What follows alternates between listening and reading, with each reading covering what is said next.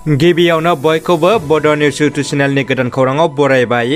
नोंथांमोननि थाखाय बे समाव माखासे खौरां लाबोदों। भिडिअखौ जोबजासे नायलांनो दाबाव आरो चेनेलाव गोदानब्ला अन्नानै साबस्क्राइब खालामना बेल आइकनआ अलाव होनानै ला आरो भिडिअखौ लाइक कमेन्ट शेयार खालामनो गुरै खावलायबाय। दानिया फैदो दिनैनि खौराङाव।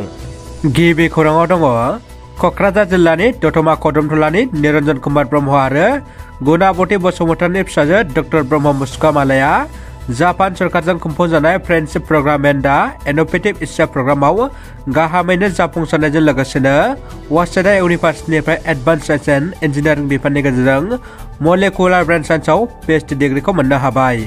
जोबोद दुखुनांथाव खौरां, गावनि जिउखौ फोजोबना लादों सासे बारग' एनडिएफबि सोद्रोमाया।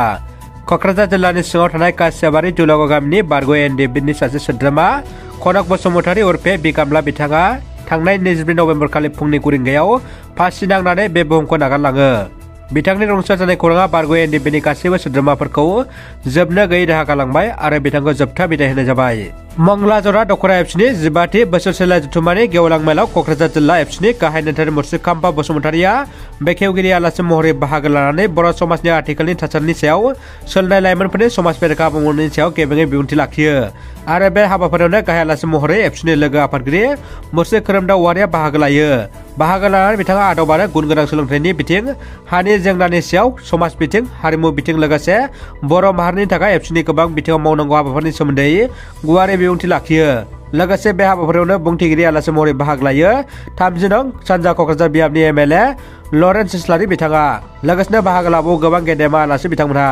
49 बोसोर गोलाव सम थांनानै थानाय बर' थियेटार मुलुगनि गोजामसिन थियेटार होननानै मिथिजानाय सोरां मन्जु थियेटारनि बिगोमा मानगोनां चन्द्रकान्त मुसाहारि आरो बिथांनि हान्जाखौ मैया एमएलए लरेन्स इस्लारि बिथाङा बिदाय होयो।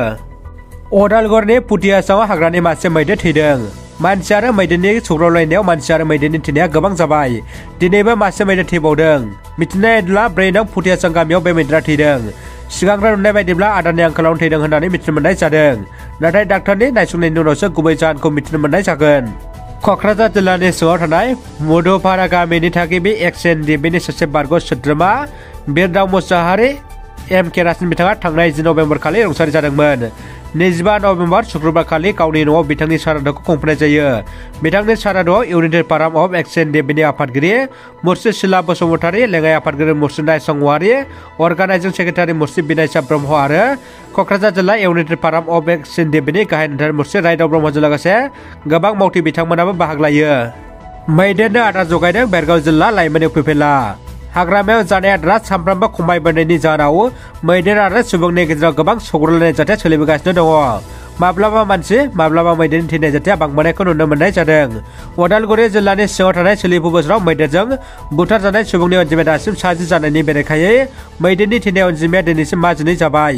हाग्रा ओनसोलाव जानाय आदारनि आंखालनि थाखायनो हाग्राखौ नागारना सुबुंनि ओनसोलाव गाग्लोबफैना सुबुंनि गोबां खहा खालामफैनाय जाथाया सानफ्रामबो सोलिगासिनो दंसै।